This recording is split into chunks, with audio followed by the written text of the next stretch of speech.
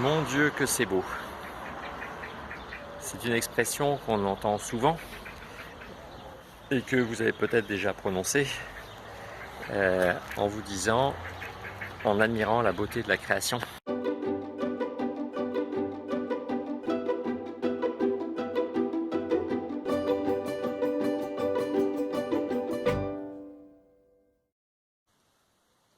Cela va être l'objet du tuto d'aujourd'hui, d'essayer de faire le lien entre ces plantes, les êtres vivants, la terre, l'univers et la création telle qu'elle est décrite dans la Bible, hein, qui est donc notre référence pour les chrétiens.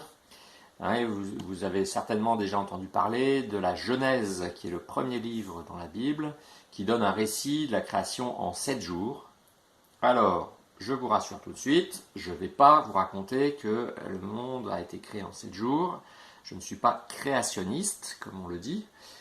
En revanche, je pense que la Genèse a quelque chose à nous dire sur le projet initial de pourquoi la Terre existe, pourquoi la vie existe, pourquoi j'existe, pourquoi tu existes. Voilà, c'est là que l'étude de la Bible va être intéressante. Donc, c'est parti pour ce sujet d'aujourd'hui. A tout de suite. Voici la première page de la Bible, avec le livre de la Genèse qui explique les origines du monde et de l'humanité. Sans lire tout le détail, nous allons passer les étapes avec la création de la lumière, la création du firmament, la création de la mer et de la terre ferme, puis que la terre produise l'herbe, la plante qui porte sa semence, et que sur la terre, l'arbre à fruits donne, selon son espèce, le fruit qui porte sa semence. Ensuite, qu'il y ait des luminaires au firmament du ciel pour séparer le jour de la nuit, et qu'ils servent de signe pour marquer les fêtes, les jours des années. Voilà. Après 4 jours, voici la situation. La terre, les plantes, le soleil et la lune. Voilà. Déjà, on peut dire que tout cela était beau. Dieu dit que cela était bon. À ce stade, une première pause s'impose. Parce que vous allez me dire, c'est bien gentil tout ça, mais la science nous explique que toute cette création est le travail d'une évolution progressive à partir d'un Big Bang, il y a quelques milliards d'années, une agglomération de cellules. Voilà. Et on est bien d'accord avec cette notion d'évolution et de création par les matériaux. Pour autant, là où je crois en tant que chrétien que Dieu est déjà intervenu, c'est que Dieu porte ce projet. C'est-à-dire que dès le début, la création de la terre, des plantes, qui sont déjà des éléments vivants, de l'eau, des luminaires, donc du soleil, de la lune, ce sont déjà des éléments qui vont permettre à la vie d'apparaître. Parce que vous voyez, il manque quand même quelque chose là. Hein, donc on va y venir avec les étapes suivantes. Et donc, il y a cette volonté de faire quelque chose de bon, de beau. Voilà, donc déjà une notion de volonté. Et la deuxième chose, quand on lit en détail ces étapes de la création, on voit que l'œuvre de Dieu passe par une séparation, une distinction. D'une part, les eaux sur la terre, les eaux au-dessus de la terre avec les nuages. D'autre part, le jour, la nuit, les ténèbres, la lumière, les plantes à graines, les arbres à fruits, chacune selon son espèce. Donc, il y a progressivement, au fur et à mesure de l'évolution, cette distinction qui se fait, cette différenciation, qui fait que chaque élément va être à sa place. Et que ce n'est pas seulement un atome de carbone, un atome d'oxygène, qui vont faire des amas informes. Il y a quelque chose qui s'affine. Voilà. Et quand on regarde justement ces merveilles, déjà on voyait tout à l'heure quelques fleurs, quand on regarde avec précision un iris, une orchidée, mais c'est magique, c'est fou. Quand on regarde toute la composition, toutes les plantes qu'il peut déjà y avoir dans les océans, quand on regarde l'activité du soleil, cette énergie, c'est déjà énorme. Voilà, donc à ce stade, moi là je rejoins les écologistes, à ce stade, la Terre elle-même est déjà un miracle. On est d'accord? Allez, on continue. À l'issue de ces 4 jours de la création, 4 étapes, hein, on va plutôt dire, vous voyez que la Terre est déjà belle et j'ai rajouté sur le schéma un petit cœur ici qui symbolise Dieu. Hein. Pour moi, le cœur, c'est l'amour et la croix, c'est la croix du Christ. Donc en gros, c'est l'amour de Dieu. En gros, Dieu est amour. Et Dieu a créé toutes ces bonnes choses que sont le soleil, les étoiles. Et Dieu a entre ses mains la création entière. Ça, c'est une chose qui est importante, qu'on a oublié de nos jours. Dans la Bible, il est raconté, par exemple, qu'un jour, il y avait un combat qui n'avait pas été achevé contre un peuple ennemi des Hébreux. Et du coup, le soleil s'est arrêté de tourner pour laisser le combat se finir dans la journée. Bon. Et ben voilà, ça paraît surprenant, ça paraît scientifiquement impossible. Et ben pour autant, dans la foi, moi je crois que c'est possible. Voilà. De la même façon, un jour, Jésus montait vers Jérusalem, il avait faim, il a regardé un figuier pour essayer de prendre des figues. Ce figuier n'en avait pas.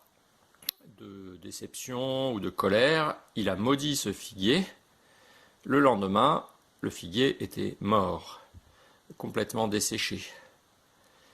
De même, un jour, le Christ était avec ses disciples, leur a dit, si vous aviez de la foi gros comme un grain de moutarde, c'est-à-dire même un petit peu de foi, vous diriez à cette montagne, jette-toi dans la mer, et elle se jetterait dans la mer. Voilà.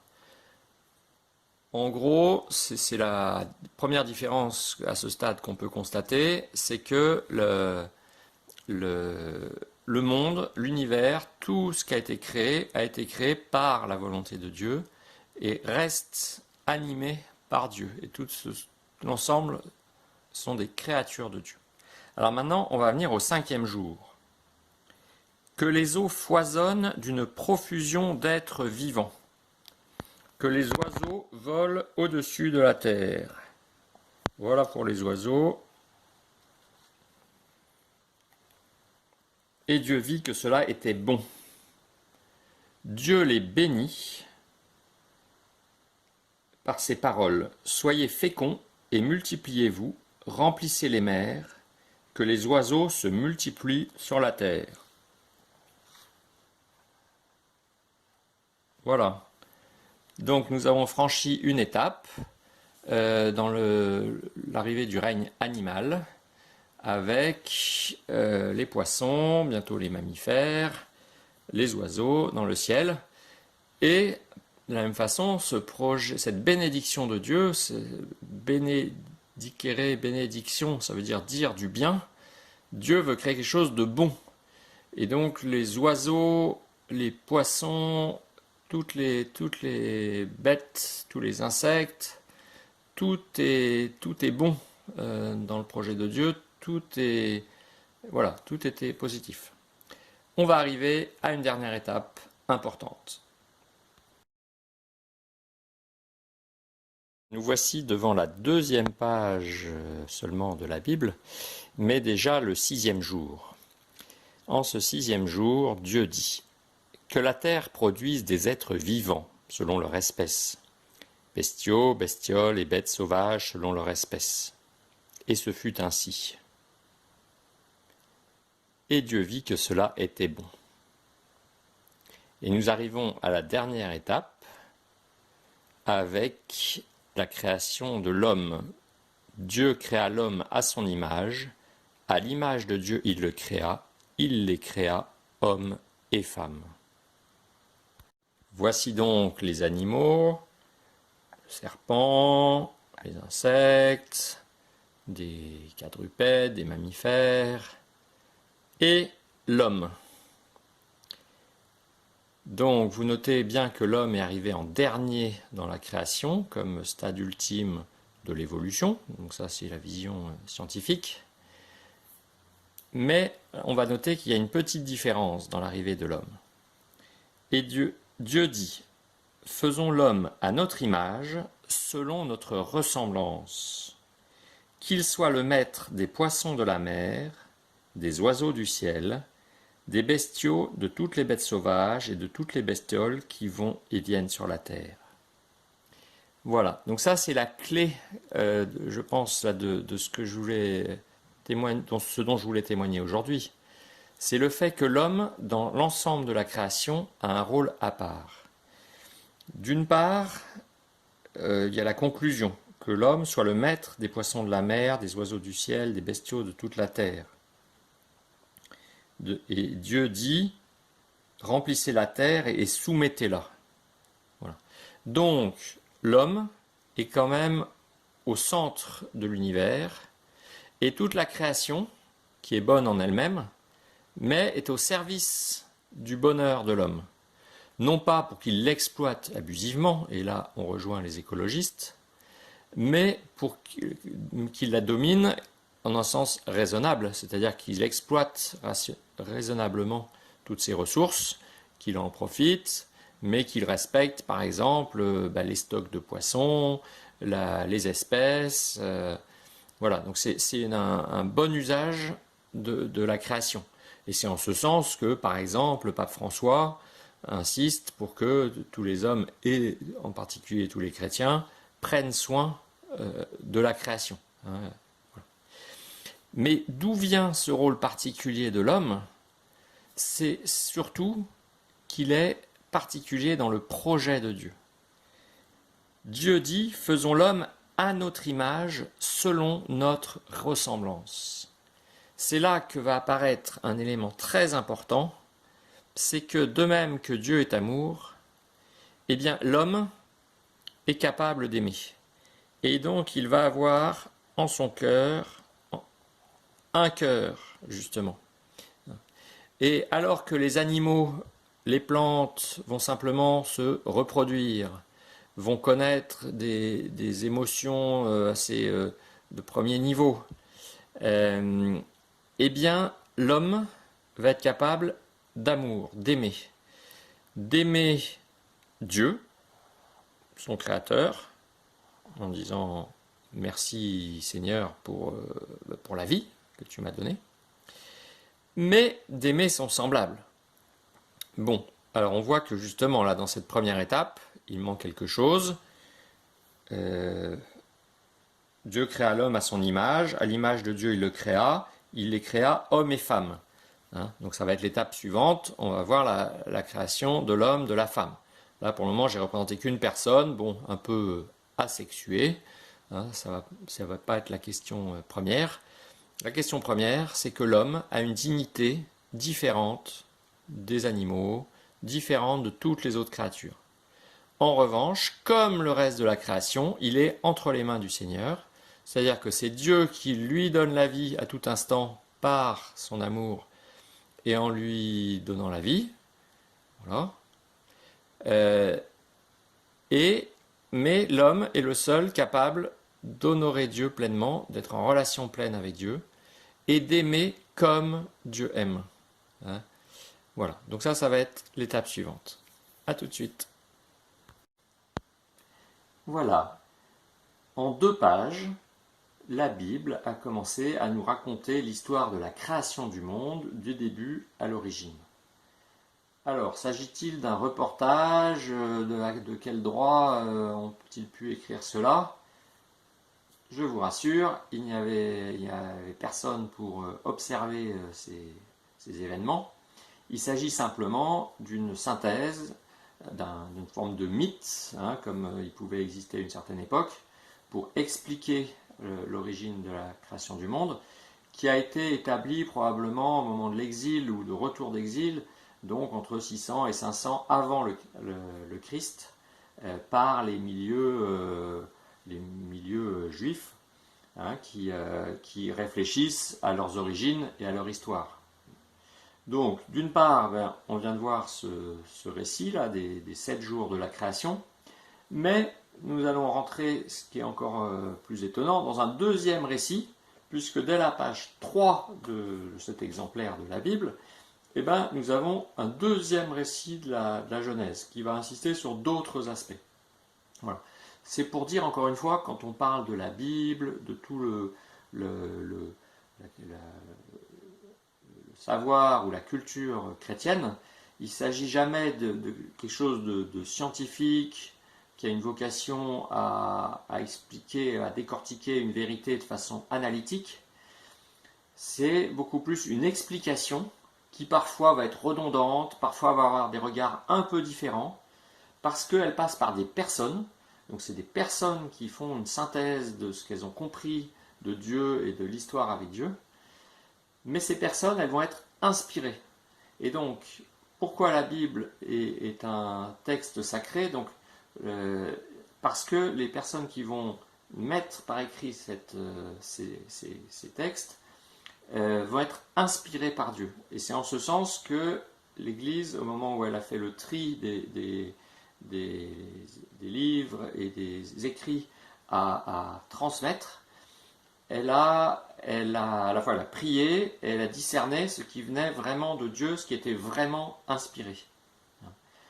Voilà. Donc, eh ben, on va rentrer dans la suite avec le deuxième récit de la Genèse. Dans ce second récit de la création, on peut lire: Alors le Seigneur Dieu modela l'homme avec la poussière tirée du sol. Il insuffla dans ses narines le souffle de vie, et l'homme devint un être vivant. Donc ça rejoint cette idée que chaque être vivant, donc en particulier l'homme, a un cœur d'une part et reçoit la vie de Dieu. Ce qui est vrai aussi pour chaque être qui reçoit la vie de Dieu à chaque instant, sinon il meurt ou il disparaît. Mais ce qui est particulièrement vrai pour l'homme, et avec du coup cette âme qui est le propre de l'homme aussi et qui est éternelle, ça on y reviendra plus tard, mais qui fait que l'homme ne meurt pas, qu'il est dans l'éternité de Dieu, puisque Dieu, lui, existe de toujours à toujours. Le Seigneur Dieu planta un jardin en Éden, à l'Orient, et y plaça l'homme. Donc tout ce qu'on a décrit dans le premier récit, ça ressemble à ce jardin d'Éden, avec plein de bonnes choses, et l'homme n'a qu'à en vivre, sans effort, a priori. Le Seigneur Dieu donna à l'homme cet ordre: tu peux manger les fruits de tous les arbres, mais l'arbre de la connaissance du bien et du mal, tu n'en mangeras pas. Bon, donc tout est bon. La seule chose, cet arbre du bien et du mal, c'est un arbre qui permettrait à l'homme d'être comme Dieu, à la place de Dieu, de savoir ce qui est bon pour lui. Or, une seule personne est bonne, c'est Dieu lui-même, qui sait ce qui est bon pour toute sa création, en fait, et donc pour l'homme en particulier. Donc l'homme a comme seule contrainte de ne pas se prendre pour le créateur, mais de rester une créature, de rester à sa place. Voilà la seule contrainte que Dieu donne à l'homme. Et ça, c'est peut-être le deuxième élément très important qu'il faudrait retenir de cet enseignement, qu'on oublie toujours, c'est que l'homme, ces derniers temps, par le mythe de la raison et du progrès, croit pouvoir tout régler par ses propres moyens. Or, l'homme reçoit tout de Dieu, y compris la science, y compris la politique, y compris la raison, y compris l'amour, les relations. Tout vient de Dieu dans la vision chrétienne. Ce qui explique qu'aujourd'hui, on se leurre en espérant dépasser, enfin tout gérer par nous-mêmes. Voilà, donc ça c'est un élément important, on y reviendra pour toutes les conséquences que ça peut avoir. Mais alors, maintenant, on arrive à une partie qui est fondamentale. Écoutez bien. Le Seigneur Dieu dit, « Il n'est pas bon que l'homme soit seul.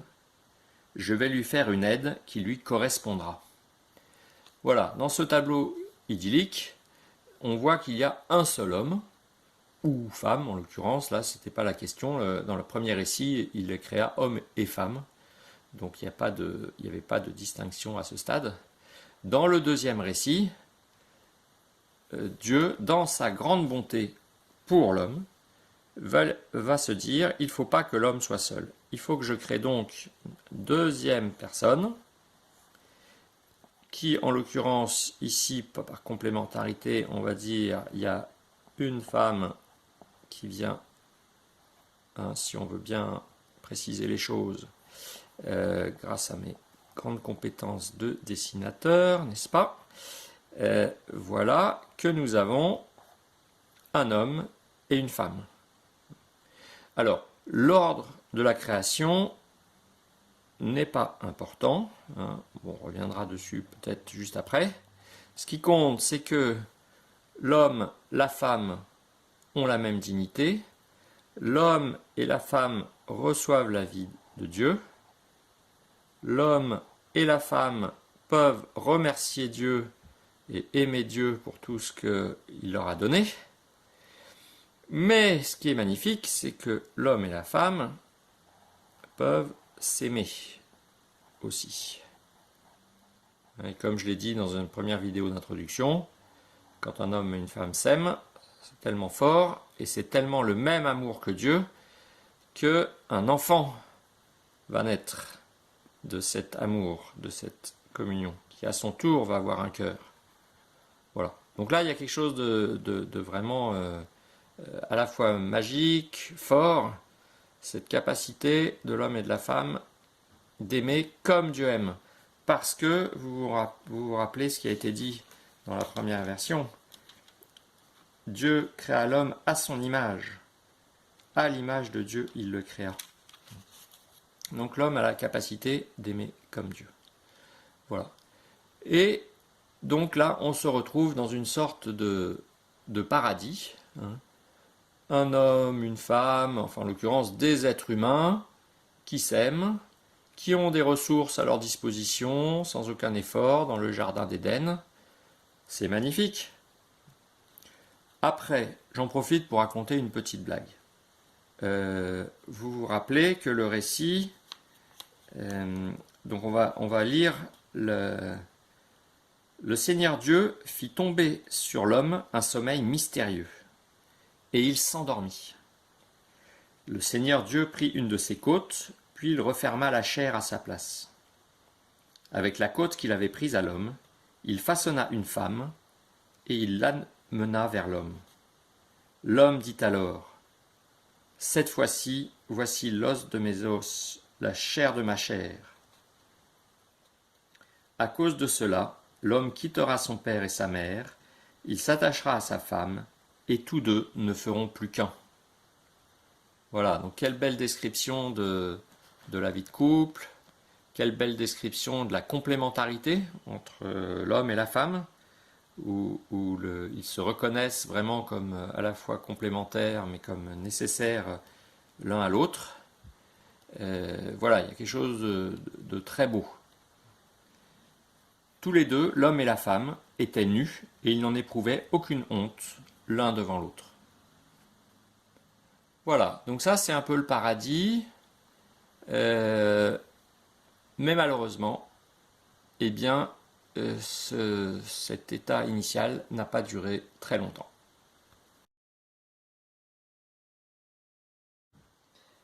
Voilà, donc le programme semblait simple, mais pourtant, vous êtes au courant que rapidement, il y a eu un petit problème. C'est l'histoire de la pomme. Alors, dans cette histoire qui est racontée dans le chapitre suivant, hein, donc on est à la 4e page de la Bible, nous avons le serpent qui va représenter finalement le diable, le malin, celui qui va essayer de mettre la division, hein, c'est un autre nom avec lequel on désigne le démon, c'est celui qui divise, qui cherche à séparer. Hein, vous aviez bien vu que dans le jardin d'Éden, au paradis, tout le monde est en communion, les personnes, les hommes entre eux, en lien avec la nature et en lien surtout avec Dieu qui a créé tout ça. Voilà. Et bien, le serpent, il va venir mettre le doigt là où ça fait mal. La seule réserve que Dieu avait donnée, c'est les hommes, restez à votre place. Soyez des créatures, recevez tout ce que je vous donne et tout ira bien. Mais l'homme est orgueilleux. L'homme ou la femme. L'homme est orgueilleux et donc il va vouloir tout maîtriser. C'est le péché, donc la faute première de l'homme, de vouloir maîtriser les choses et donc quelque part gagner en autonomie. Mais en étant autonome, ça veut aussi dire je n'ai plus besoin de toi. Donc je n'ai plus besoin de toi, ô mon Dieu, qui pourtant m'a créé. Je n'ai plus besoin de toi, mon compagnon, mon frère, alors que pourtant, sans toi, je ne peux pas vivre, parce qu'on est tous de la même humanité. Voilà. Et donc, c'est le fameux symbole de la pomme que vous avez déjà entendu. Hein, le serpent qui dit à Ève, si tu manges de cette pomme, tes yeux vont s'ouvrir et tu comprendras tout, tu seras comme Dieu. Alors elle mange la pomme, c'est bon, elle en donne à son mari, qui en mange, voilà. Et donc là, ils ont perdu tout d'un coup, alors ils ont cette, soi-disant, cette omniscience qui se développe, mais pour autant, ils découvrent qu'ils sont vulnérables, qu'ils sont nus, et c'est le début de la fin. Et alors on va voir en image les étapes suivantes de ce qu'on appelle la chute, qui fait que l'homme, par rapport au projet de départ souhaité par Dieu, va y renoncer, va refuser de rester dans ce bonheur éternel promis par Dieu, et va chuter. On voit tout ça en dessin. Voilà donc le schéma simplifié de la situation. Et alors, après cette histoire de la pomme qui a été mangée, Dieu vient demander à Adam. Alors, comme ça, Adam, tu as mangé de cette pomme, de cet arbre dont je t'avais défendu de manger? Oh, mais ce n'est pas moi. C'est la femme que tu m'as donnée. En fait, Adam se défausse sur Ève. Alors Ève, forcément, elle se défend. Et elle dit, mais ce n'est pas moi, c'est le serpent qui m'a incité à manger la pomme. Bon, et puis comme elle s'est sentie attaquée par Adam, forcément, la meilleure défense, c'est l'attaque. Donc, elle prend son épée. Donc, lui, forcément, il prend un bouclier. Mais du coup, forcément, elle met un casque. Alors, lui, il met un casque. Et alors, lui, forcément, il met une armure. Elle met une armure. Et voilà. En l'espace de 10 secondes, qu'est-ce qui s'est passé? On était au paradis, tout allait bien, les relations étaient belles et tout.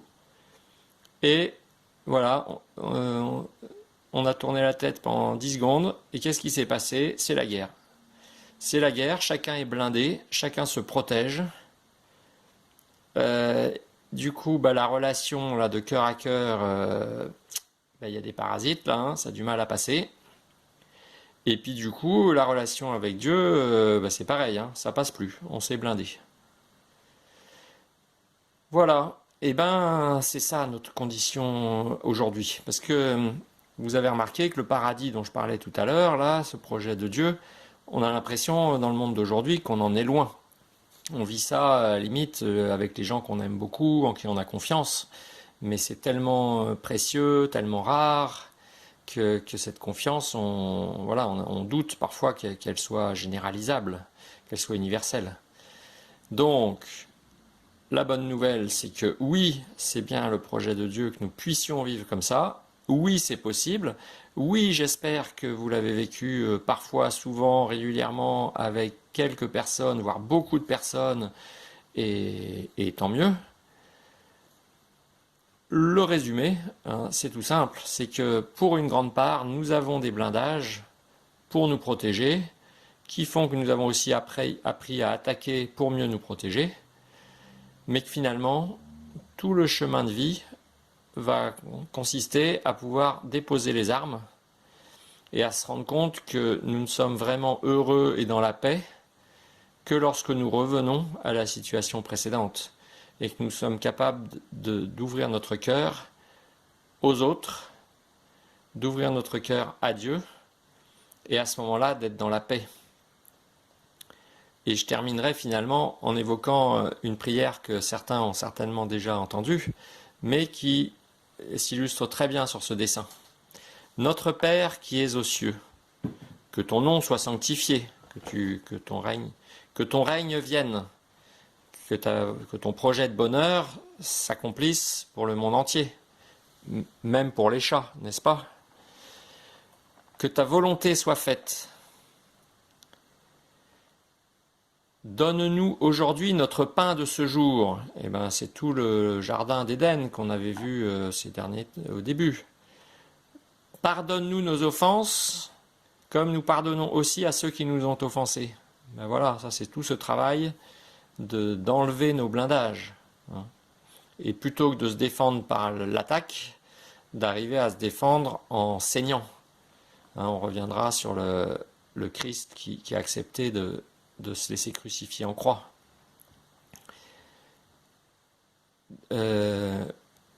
Pardonne-nous nos offenses, ne nous laisse pas entrer en tentation d'agresser notre voisin, mais délivre-nous du mal. Et le dernier acte, les dernières paroles sont une parole de confiance, car celui qui croit a confiance que c'est possible, quand bien même notre tendance, notre condition humaine, nous avons tendance à nous comporter comme ça avec ces blindages, mais car c'est à toi, Dieu, qu'appartiennent le règne, la puissance et la gloire pour des siècles et des siècles. Amen.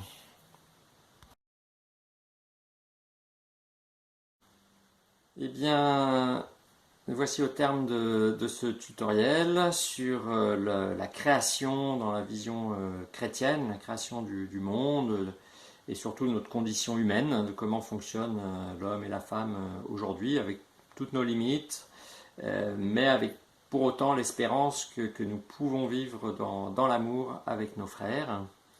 J'espère que ça vous a éclairé. Si vous avez des questions, n'hésitez pas à me contacter aux références que je mets en commentaire. Et puis voilà, sachez que je reviendrai sur d'autres points précis.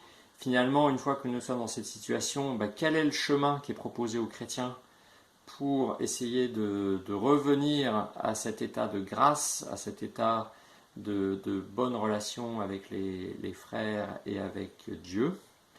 On reviendra aussi sur le sens du baptême, finalement, en quoi justement le baptême est un de ces chemins qui permet de revenir vers Dieu. Voilà, beaucoup de sujets dans des prochains tutos. J'espère vous revoir et je vous souhaite plein de bonnes choses. À bientôt. Au revoir. Je prends conscience que j'ai oublié de vous parler du 7e jour de la création. Effectivement, dans la Bible, il est écrit que le 7e jour, Dieu se reposa de toute l'œuvre qu'il avait faite. Et il avait en particulier dit après le 6e jour qu'il trouvait cela très bon après la création de l'homme. Donc, c'est ce qui a donné le Shabbat dans le 7e jour dans la semaine juive. Chez les chrétiens, ça s'est décalé au dimanche, qui est le jour de la résurrection.